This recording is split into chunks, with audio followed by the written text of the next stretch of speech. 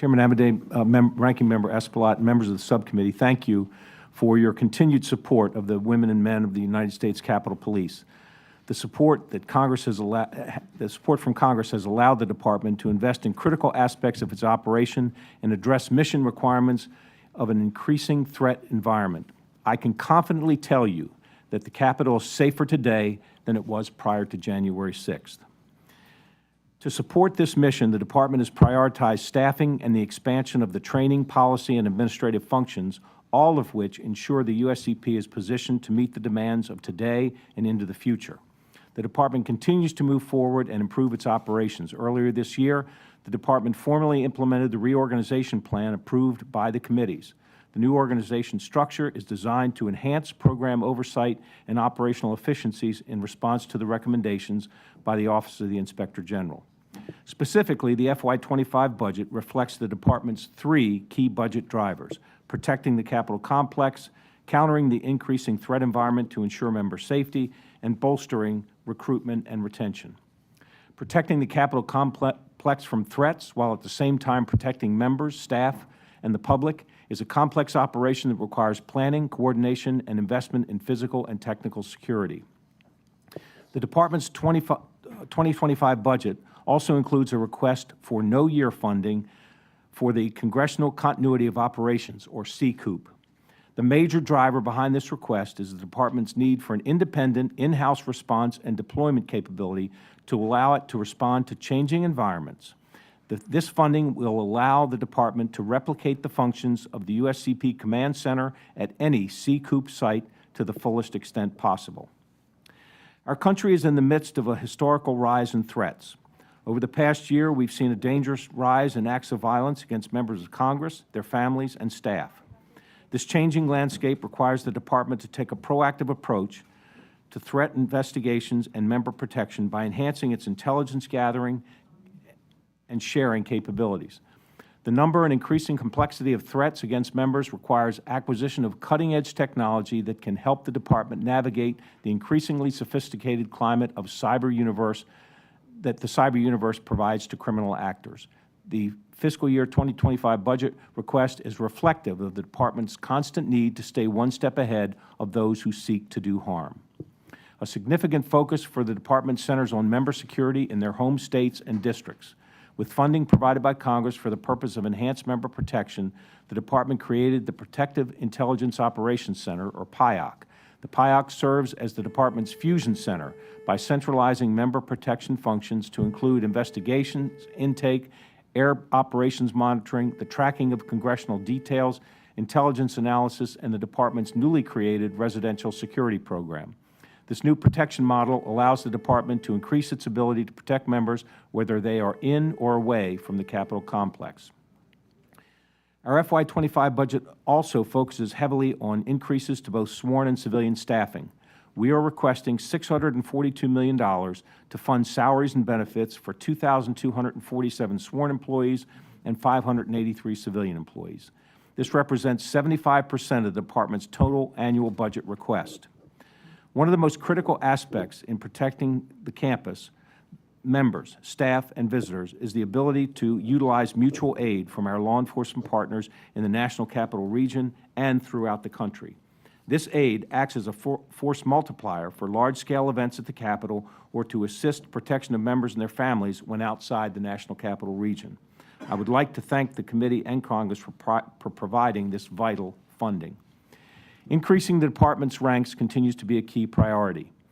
Given the increasing number of threats, it's not surprising that the bulk of our staffing efforts are focused on the continued expansion of the Department's Protective Services Bureau, or PSB, which includes the Dignitary Protection Division. With the support of Congress, the Department's staffing levels have increased, but we still have more to do, especially as we work to right-size the organization and curb overtime. There is more work to do, and we must do it within the context of a strategic, holistic, and deliberate strategy. Long-term strategies take time to develop and implement in a coordinated fashion. Working in close collaboration with the Congress, I'm confident that our upward trajectory will continue. Thank you for your opportunity to appear before you today, and I look forward to your questions. Thanks, Chief. I now recognize the Ranking Member, Mr. Espaillat, for his opening statement. Thank you, Mr. Chairman, and thank you, Chief, for presenting before us today.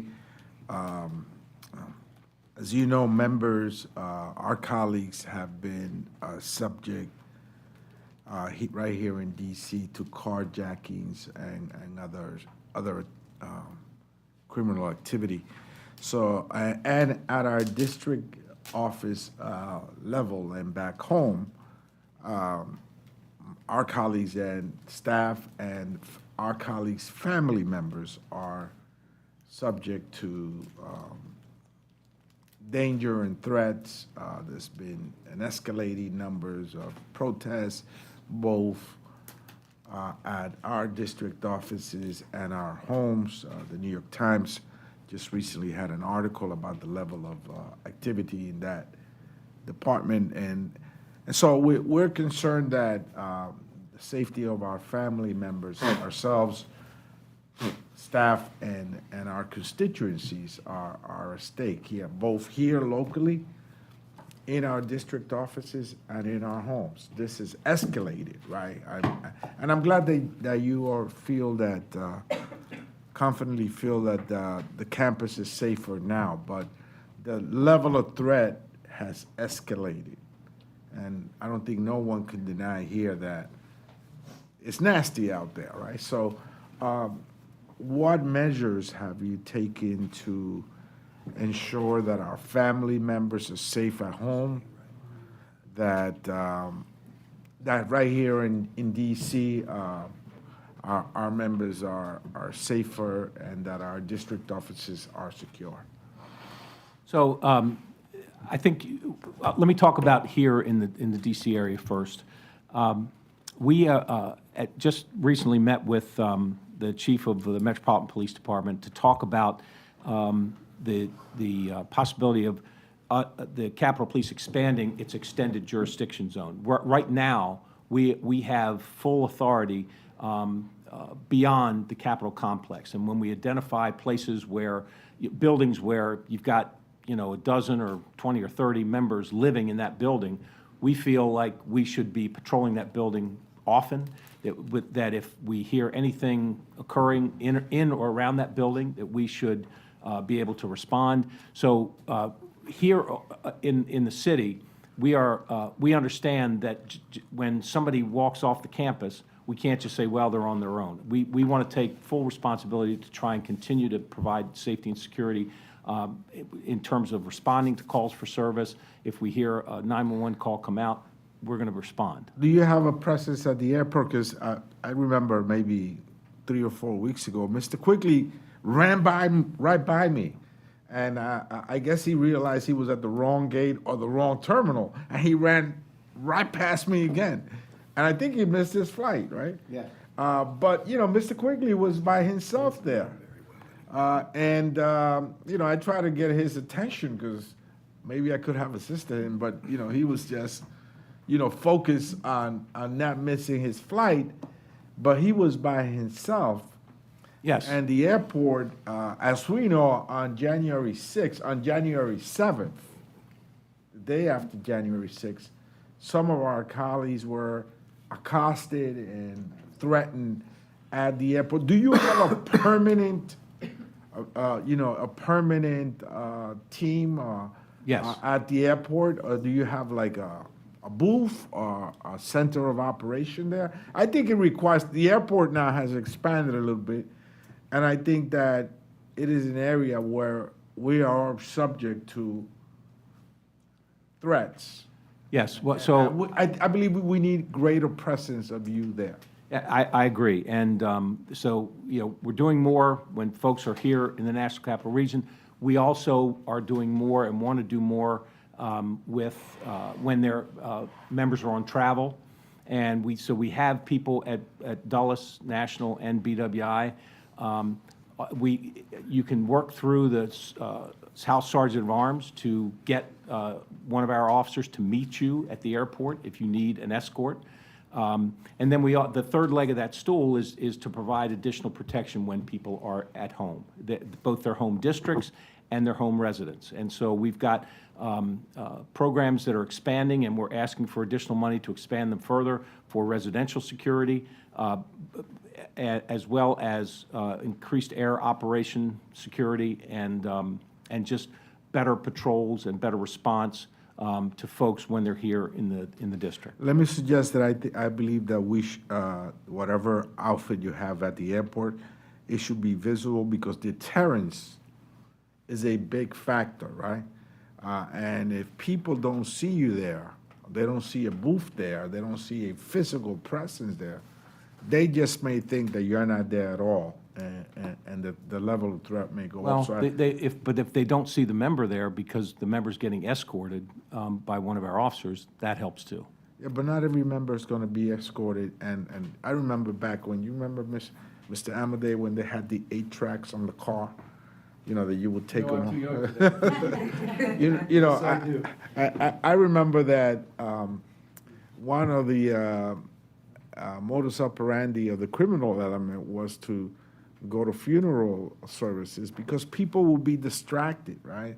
They lost a loved one, and on many occasions, they would leave their car door open, and they would just come in and take the 8-track because we were distracted. I think that we are distracted at the airport because we want to get to that flight.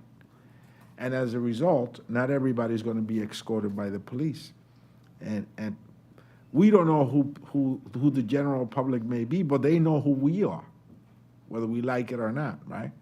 And so I think there needs to be a greater presence in the airport, that I said, wow, you know, Capitol Police is here. I'm not going to try anything crazy. I agree. And we try and accommodate everybody that requests an escort. We try and accommodate them.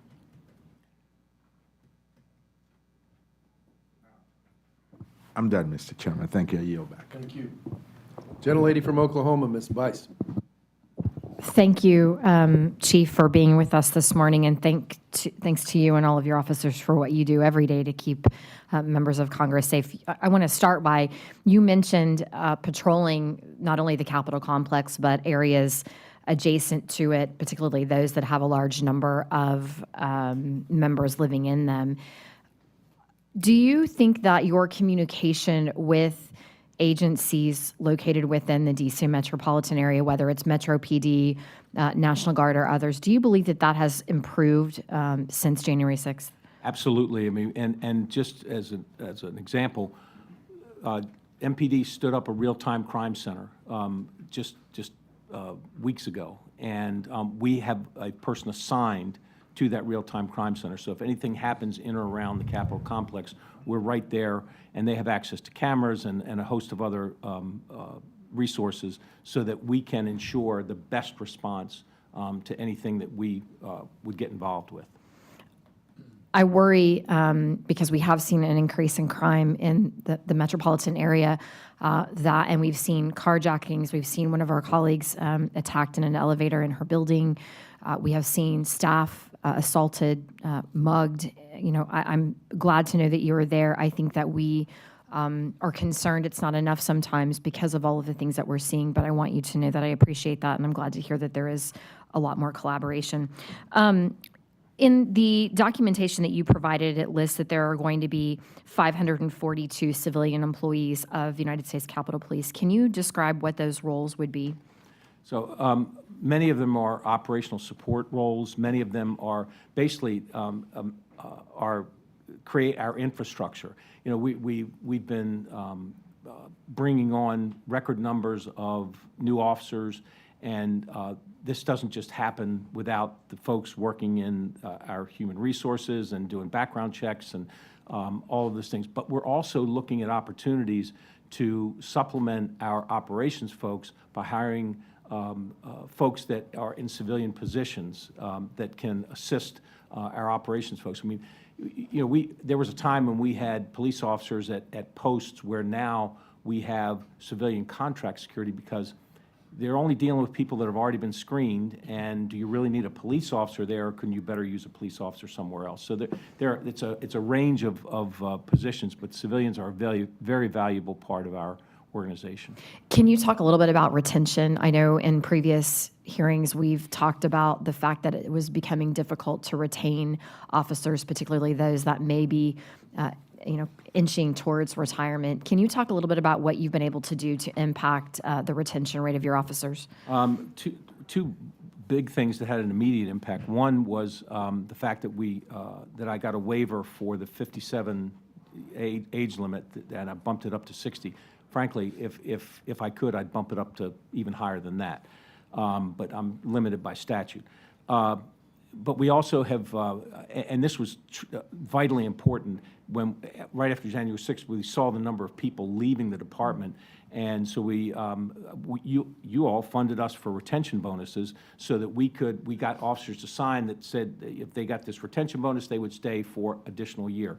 I know there was some discussion about, well, we've had retention bonuses for the last couple of years. I mean, how long are we going to do this?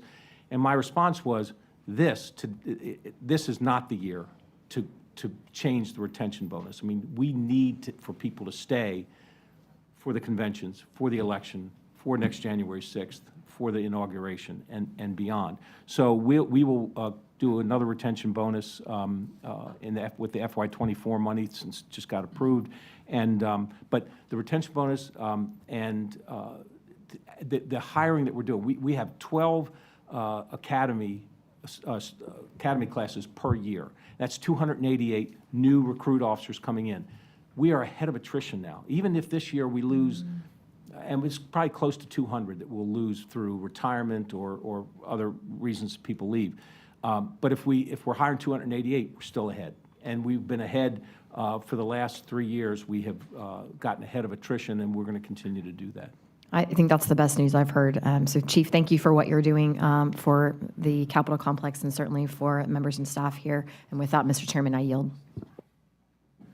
Thank you. Before we go to the gentleman from Illinois, the record should be clear that the ranking member's discussion about his athletic ability at National Airport was not germane to the Capitol Police, and that there are some of us that still think he's got his game. And with that, the chair recognizes the gentleman from Illinois. Thank you very much for that, Mr. Chairman. Chief, I was in the chamber on January 6th, and before we were the last ones to exit, I heard a colleague say after a gunshot, so when does the blankety-blank cavalry get here? It never came. So regardless of where a threat like that would come in the future, foreign or domestic, what's the plan for a threat that would require additional resources to come in quickly? So we have more resources within the Capitol Police, but we've already started, when we started this months ago, planning for the election, the next January 6th, the inauguration. We already have committed hundreds of police officers from allied organizations, and by the time we get to those dates, we could have thousands of trained law enforcement officers, trained, equipped law enforcement officers. So the cavalry will be here on site for all the big events that we've got. If it's not a big event, how do you get? Now, we won't have thousands, but we typically will have 2 or 3 outside agencies that provide trained civil disturbance unit officers. We know we're going to have a demonstration of 10,000, 20,000 people. We had, we've had 100,000 people for some of the marches, and we have our own folks. Again, many more of our own folks that are trained and equipped, but we also have the allied agencies that have been very helpful. And the only reason, well, it's not the only reason, but the reason that they're here and they keep coming back is because of the funding that we get every year to reimburse them for their services, and that funding is critical, as I pointed out in my earlier testimony. Do you see a time or a set of circumstances in which you would need the National Guard, and is there a different understanding and agreement with them now? We have a new procedure, and you're probably aware that one of the legislative changes that were made immediately after the 6th was that I now have the authority to call and request the National Guard. I don't need to get anybody's approval. I can do that myself. I have talks with the National Guard on an ongoing basis. I will tell you that National Guard is terrific, but what I really need is trained, equipped law enforcement officers who are trained in crowd control, civil disturbance, and we will, again, if we need it, we will have thousands of those on our campus. And part of the reason I ask these, I want members and the public to be able to hear your answers. Before I went into the chambers on that morning, I looked out on the east side, and there was a large group there of people who would be involved in this attack, and I saw 3 Capitol Police officers at that point, and they were in baseball caps. So if you could detail just how better equipped, so we don't put our officers in danger like that again. So every single one of our officers, all of our officers, all 2,000 plus of our officers have new state-of-the-art civil disturbance unit equipment. So they, and by the way, it's actually available to them, whereas on the 6th, wasn't available to everybody the way it should have been. So What does that, I'm sorry, what does that mean? It was stored away someplace? Yes, and a lot of the equipment was so old it was expired, and so that problem was one of the first things that that was remedied. And so everybody's got new equipment, everybody's been trained with that equipment, and and again, there's no if every single one of our officers who's CDU trained and has the training and the equipment, we would mobilize, we still might need more. And whether it's getting, another 1,000 cops from MPD, or whether it's getting another 1,000 cops from the neighboring agencies that we work with all the time, we will have adequate staffing here to handle whatever needs to be handled. And those additional coming in will have access to the same equipment? They bring their own equipment, yes. But we know they have. And we train with them. I mean, so we throughout the year, they're here often enough that we take advantage of that we actually train with them as well. Thank you so much. Mr. Franklin. Thank you, Mr. Chairman. Chief, I was processing what you're just talking about there, and I first off, I just want to preface with I sincerely appreciate everything you and the department do. The scope and scale of the threat that you all are facing, that we're facing as members, continues to grow, and I certainly recognize that. We're in budget season, so this is budget drill, and I'm just trying to understand the numbers that you've presented to us. And I saw in the remarks that this is derived through a zero budget basis. So basically, you're starting from scratch and justifying every dollar that's in there. So I appreciate the science behind that. I do want to talk a little about overtime. For the current year, I think FY24, we were looking at about $10 million in overtime was what was in the budget, I think, for FY24. This coming year for 25, you're asking for $87.37 million, about 10% of the total budget. It's a very specific number. I'm just interested in how you get to that. And as we were just talking about, if you bring in, if you augment the force with officers from other areas, is that factoring into overtime, or is this overtime specifically your officers that are on? No, this is, the overtime is for our officers, and you can look at the assignments that are going to have the highest overtime rates. And an example of that is our Dignitary Protection Division. We are woefully understaffed there, have been, in my view, for many, many years. When we get to the protection details staffed to the level they should be, we'll eliminate the officers who are working double shifts, working 16 hours a day for weeks at a time. But you do that by saying, well, you don't have 5 people on a detail, you've got 10 people, so that people can work regular shifts, get days off, which now is not working as well as it should, which results in this massive overtime. We're still understaffed in terms of, this department has always been staffed for, well, how many posts do you need? Okay, well, we can fill all the posts, but then when we have demonstrations and multiple demonstrations at different buildings, then you have to have people respond to them. We had one yesterday. We ended up making, I think it was over 50 arrests, and you know, we have to pull people off posts oftentimes to be able to handle those kinds of situations.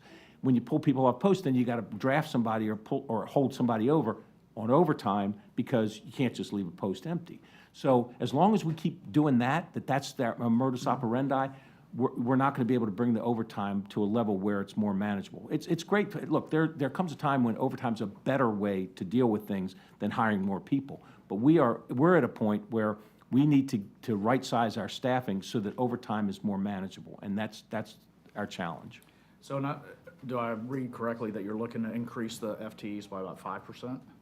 Well, I don't. I guess my question is, you know, that's a tremendous amount of overtime and a massive jump from, I didn't know if maybe some of that projection for the coming year is because of the inauguration and concerns around the transition potentially during administrations, or if that's just a more accurate representation of what you've been responding to currently. So thankfully, we don't have conventions every year.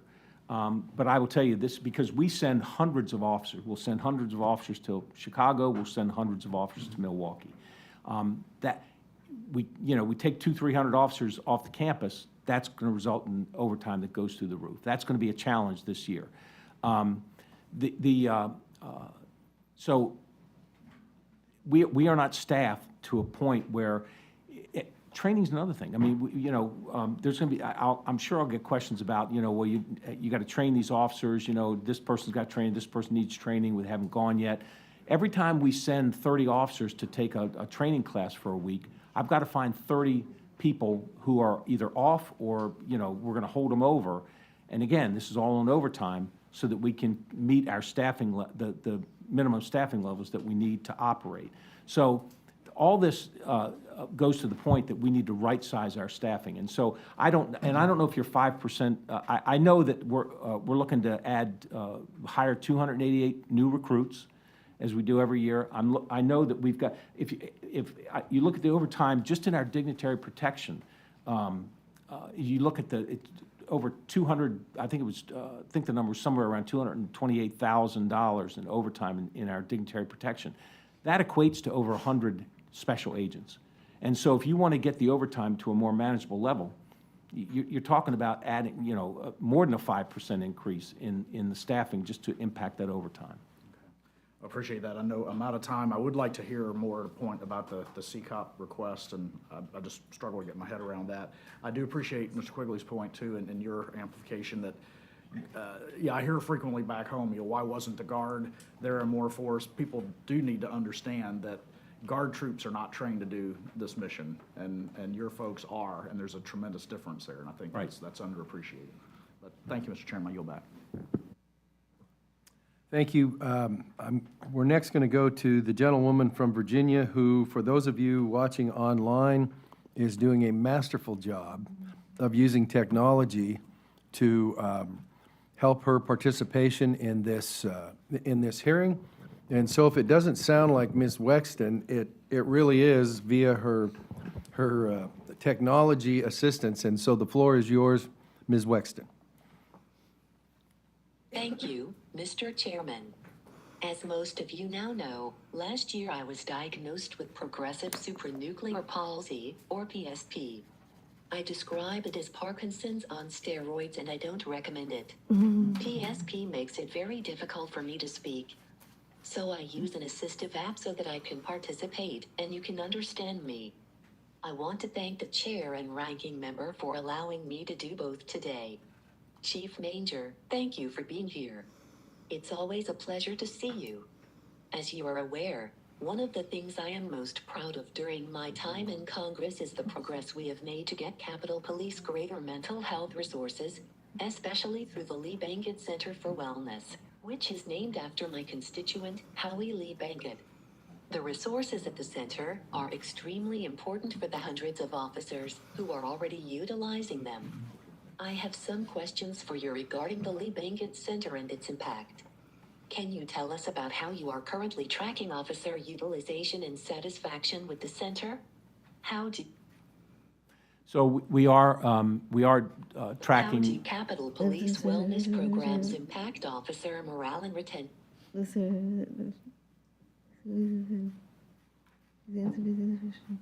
So we are tracking the use, and it's getting increasingly used as we staff up and provide more and more services. We're hiring counselors, and I'm really pleased with the way things are going.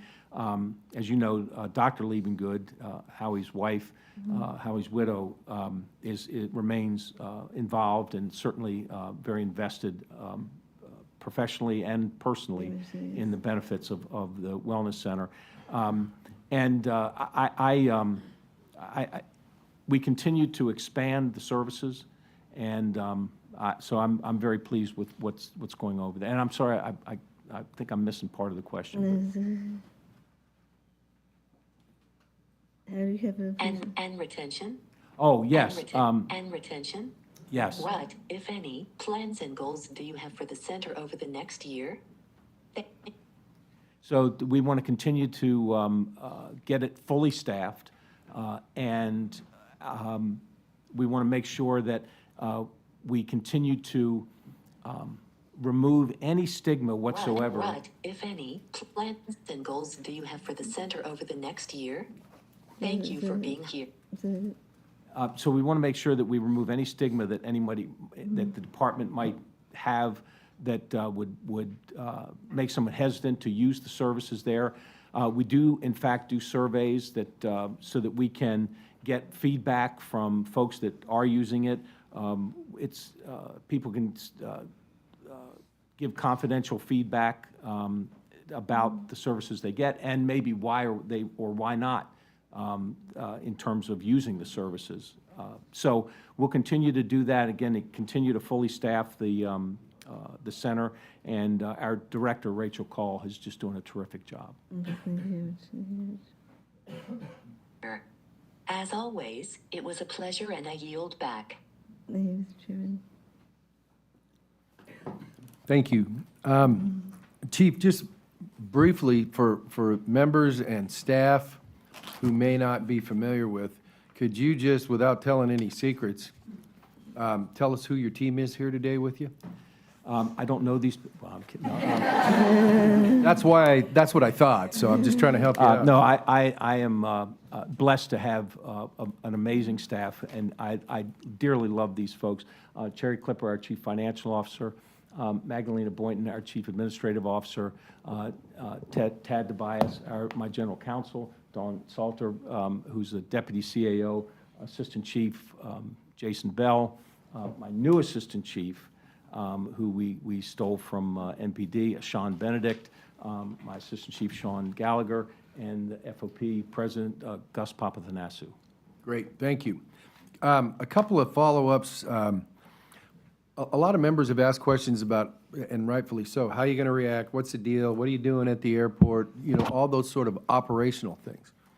One of the things, we had the Controller General in earlier today talking about his budget and things like that. And one of the things that came up was they had prepared a report, you know, on January 6th saying, hey, here's what, and one of the things in that was talking about intelligence. In other words, you know, what did we know? When did we know it? Did we talk to anybody? Did anybody else talk to us? So this isn't all focused on your organization. But could you describe, without telling any secrets, just how that intelligence gathering and also, you know, cross-hatching with all the other intelligence agencies, how you have changed from what happened in the spin-up to that to this is how we synthesize intelligence? Because obviously, how you do that helps you figure out when to call who or not and what to call for. So could you give us a little update on how that mission has evolved as a result of January 6th? So it's night and day from what it is today compared to what it was pre-January 6th. We have, that was one of the first operations that we knew we needed to invest in because how critically important it is.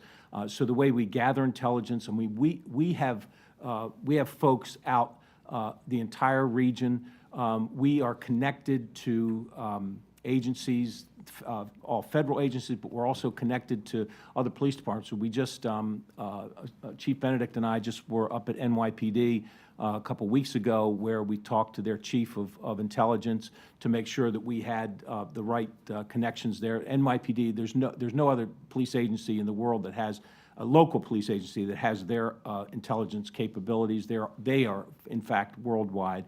So we have plugged people in. We have U.S. Capitol Police employees that are sitting in joint operations centers, that are sitting in other agencies, so that we immediately get that information. But we're also doing two things that weren't being done very well before, in my view. We are analyzing that information to see what's credible and what operational strategies we need to put into place. But we're also sharing that information, which we didn't do very well. We're sharing that with our own folks on a daily basis, real time. They are getting our intel. They all got you remember, we talked before, they all got phones, and we push intel information out to them every day. And we also are sharing the information with our partners nationwide. So and the numbers of people, the number of analysts, the number of folks that we have plugged into the other agencies is a real indication of how big our operation is becoming. Okay, and then as a follow-up to that, so can you describe, within your organization, who takes all that data on a daily basis or whatever, and gets together and sits down and goes, okay, do we think we got a problem here? Or do we not think we got a problem? And if we're not sure, but we want to make sure we're not surprised, who synthesizes that within your organization? Not who by name, obviously, but I assume there's some sort of evaluation group that says, hey, I think we got a problem next Thursday. Let's ramp up in case we do, blah, blah, blah. Describe that function for me, if you would, please. Our analysts do the bulk of that work, but they don't pretend to know exactly what we should do operationally. So they make sure we have all the information, that our operational folks have all the information they need to make the operational decisions.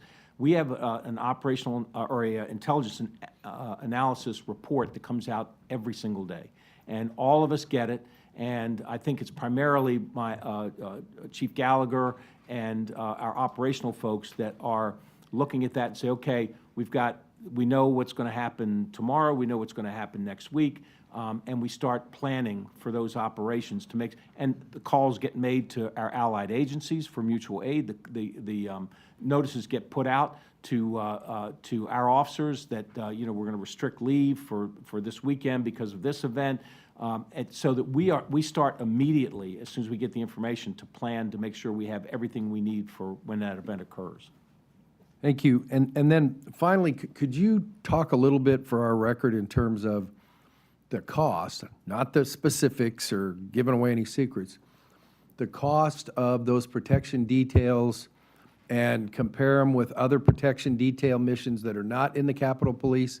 Because that's I think in the discussions that this committee has had before, it's not like the old days where you got a dozen people that are, hey, the speaker's going somewhere, or the minority leader's going somewhere, and there you go, and go get them. If you could put a little bit of information on the record onto how that mission has evolved and not shrunk. First of all, when I learned, we've got two people who are in line of succession for the presidency, who are members of Congress. And For the record, none of them are on this committee, so don't anybody. But when you look at what the level of protection that these folks get, and then you've got, of course, the Vice President, you've got the Speaker of the House, you've got the President Pro Tem of the Senate. Well, then you've got the Secretary of State. If you look at this, just let's look at the Secretary of State's detail, which is 3 times as big as any detail we have, and they're further down the line of succession. So clearly, we are not, in my view, and I think in the view of the department, we know we've got to expand the protection for the individuals that are in the line of succession, which means it's not only 24/7, but it's here, it's wherever they are, it's wherever they travel to, but it's 24/7 at their home, it's 24/7 here.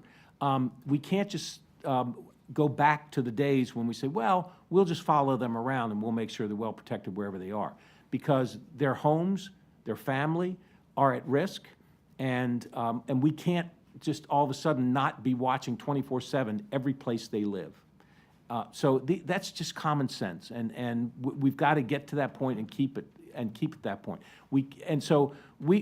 You're going to see in this year's budget, in FY25, FY26, FY27, you're going to see us building the kind of protection details that we need for the level of threats that we're dealing with today.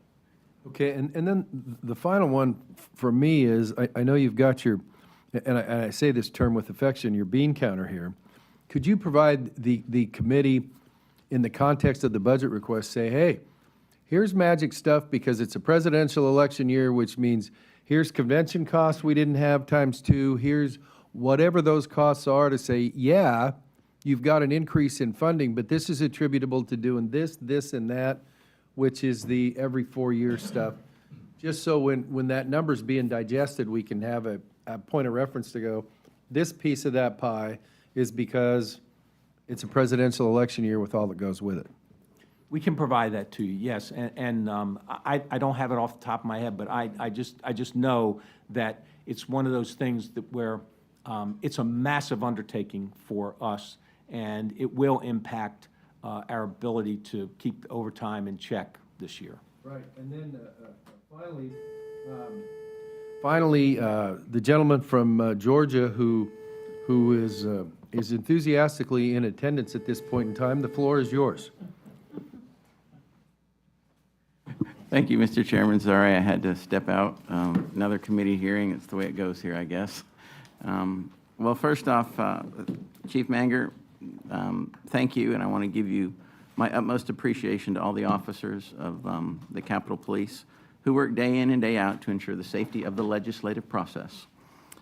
The Capitol Hill building, members of Congress, staff, and visitors to Capitol Hill. So again, thank you, sir. Thank you. In recent years, the radical pro-criminal D.C. City Council has systematically gutted the Metropolitan Police budget, amended the D.C. Criminal Code to allow violent criminals to be sentenced with no jail time, and attempted to lower maximum sentences for violent crime like carjackings, robberies, rapes, and even homicides. The D.C. Council's pro-crime policies were so bad that last year, Congress had to step in and enact H.J. Res. 26, my resolution of disapproval, that overturned the Council's pro-violent criminal legislation that threatened the well-being of the Washington City residents and visitors alike. Even President Biden felt the pressure and signed the legislation into law. Despite this win, the D.C. City Council is still reaping the rewards of its systematic catering to criminals in our nation's capital. During a time when violent crime has declined nationwide, our country's capital city saw violent crime shoot up 39% in 2023. And last year, there were nearly 1,000 reported incidents of carjacking, more than 6 times the number of reported incidents that were reported in 2019. Since last year, the start of the 118th Congress, we have had a member physically assaulted in an elevator in our Washington, D.C. apartment building, one carjacked at gunpoint outside his apartment building less than a mile from where we sit today. Numerous congressional staffers and reporters have been victimized across Washington, including in the neighboring Capitol Hill and Navy Yard communities. So, Chief Manger, how does the United States Capitol Police track and investigate violent criminal activity perpetrated against members of Congress and their staff when the crime occurs off the Capitol campus? So we do keep track of that. We provide any assistance we can to MPD if they're typically the lead agency. But one of the things that I talked about earlier, and I think it was the time when you were not here, is the fact that we are working in our extended jurisdiction zone, which goes almost to Navy Yard. I'd like to expand it to cover Navy Yard, where we are patrolling. We are responding to 911 calls when we're out there. And we're assisting MPD whenever we can. We are paying close attention to the areas where we have a lot of members live. And while we have plenty of things to do here on campus, when we hear an assault call come out at Union Station, or you know, we know that there's every chance it could be a staffer, someone that was visiting here, or even a member.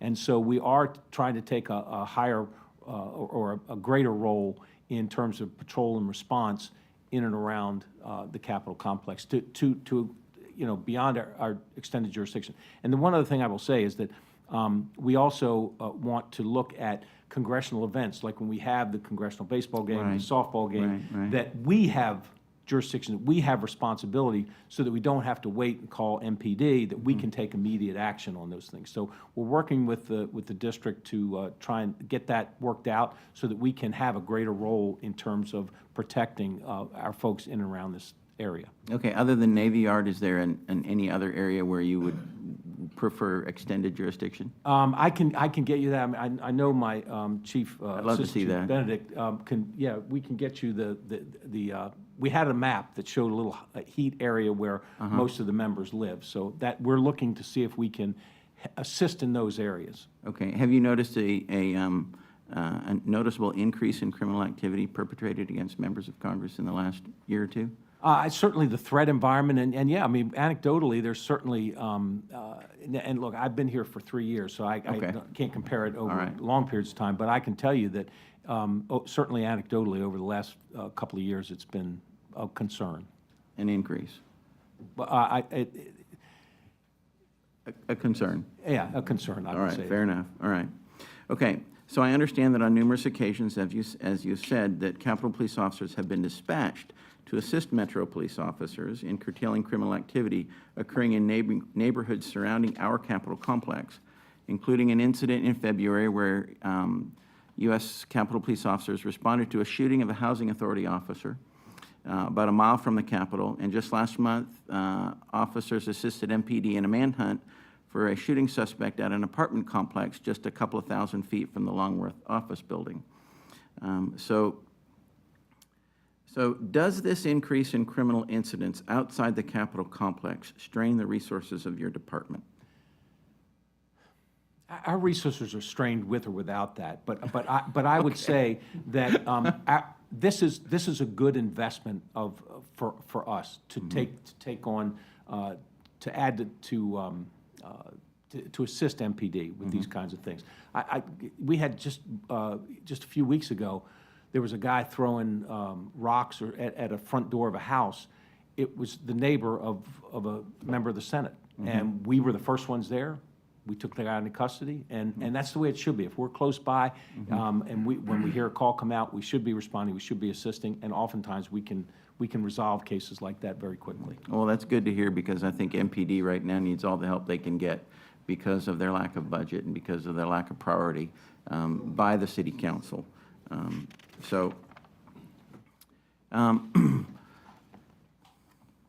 I guess with that, I'm out of time. I'm gonna yield back.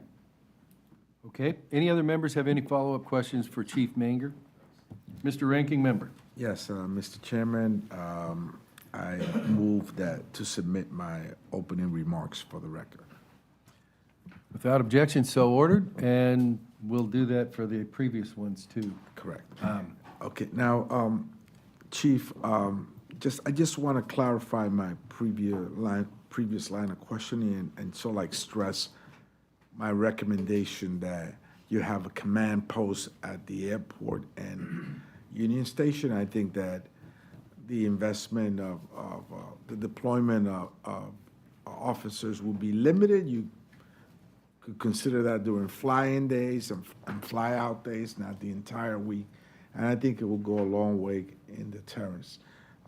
Also, I just want to say that I am of the belief that, unfortunately, a potential next attack will not be an angry racist mob, but it could be a different model of attack. In fact, in April of 23, the DC Health Lake was hacked. Cyber attack that gave them access to confidential medical records, maybe some of our colleagues and staff. And in September of 23, the JCI, Johnson Controls, no relations to the speaker, was also hacked.